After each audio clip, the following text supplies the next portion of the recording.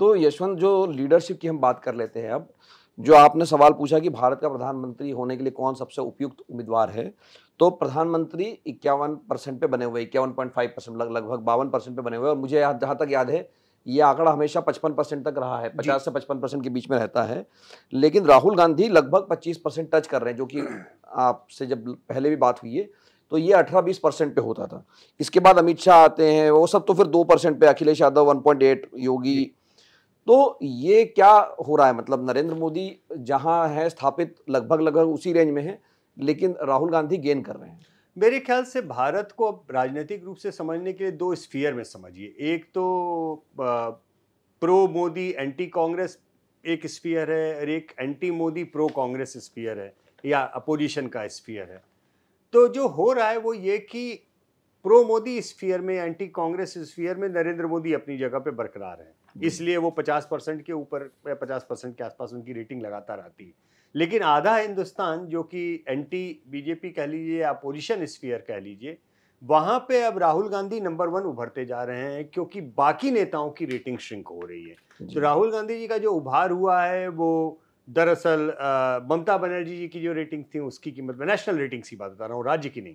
प्रधानमंत्री पद के रूप में, या अरविंद केजरीवाल या बाकी लोगों की जो रेटिंग थी वो अब एक साइड में होकर के राहुल गांधी जी के लिए वापस आ रही है। और ये ट्रेंड दरअसल लोकसभा चुनाव के ठीक पहले भी हुआ था, और हर बार जब जब नेशनल इलेक्शन आता है तब ये ट्रेंड होता है मजबूत, और नेशनल इलेक्शन के बाद में ये घटता है, स्थानीय अपोजिशन लीडर ऊपर जाते हैं। लेकिन इस बार राहुल गांधी जी ने जिस तरीके का एक एग्रेसिव स्टैंड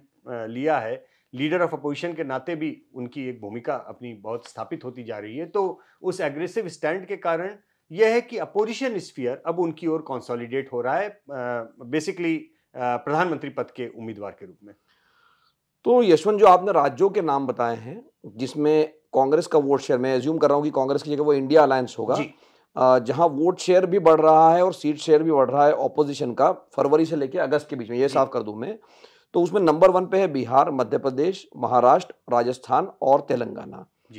तो ये इन राज्यों में, खास करके बिहार में, मैं ये दर्शकों को साफ कर दूं कि लोकसभा का आंकड़ा है, बिहार के संदर्भ में ध्यान रखें, लोकसभा का आंकड़ा और विधानसभा का आंकड़ा में फर्क होता है ज्यादातर स्थितियों में, जो रीजनल पार्टी वहां बेहतर करती है। तो यशवंत, ये बिहार में क्यों फायदा हो रहा है? देखिए, अगर बिहार में फायदा लोकसभा में होता हुआ दिख रहा है तो विधानसभा में निस्संदेह वो और भी ज्यादा फायदे में कन्वर्ट होगा। एक बात तो ये समझिए, क्योंकि मोदी इफेक्ट या मोदी डिविडेंड बीजेपी को दरअसल लोकसभा चुनाव में ज्यादा मिलता है। विधानसभा चुनाव में हम लोग ने देखा कि विपक्षी पार्टियां अक्सर भाजपा को अच्छी खासी पटकनी देती रही हैं। बिहार में भी महागठबंधन के इलेक्शन के समय में हमने वो देखा है। तो बिहार में एक तो एसआईआर का जो असर है या जो कैंपेन का असर है वो भी दिखाई दे रहा है।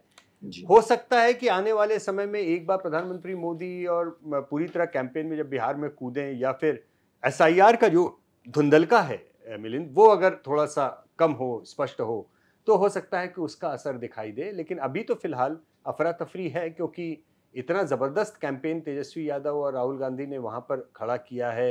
एसआईआर और वोट चोरी वाले मसले पे, कि फिलहाल उनके कार्यकर्ताओं, उनके समर्थकों में अच्छा खासा उत्साह भी है, और साथ में लोगों के अंदर थोड़ा सा इस बात की आशंका भी है, हमारा वोट कट तो नहीं गया, हमारा वोट है। ये जो एसआईआर को लेके तमाम प्रश्न चिन्ह खड़े कर दिए गए हैं, जब तक इलेक्शन कमीशन की फाइनल लिस्ट नहीं आ जाती, वोटर लिस्ट मिलिन, और जब तक लोग इस बात के लिए आश्वस्त नहीं हो जाते कि नहीं मेरा नाम नहीं कटा, मेरा नाम मौजूद है, अगर तो वो आश्वस्त कंफर्मेशन में बदल गया लोगों का कि नहीं वोट में उनका नाम नहीं कटा है,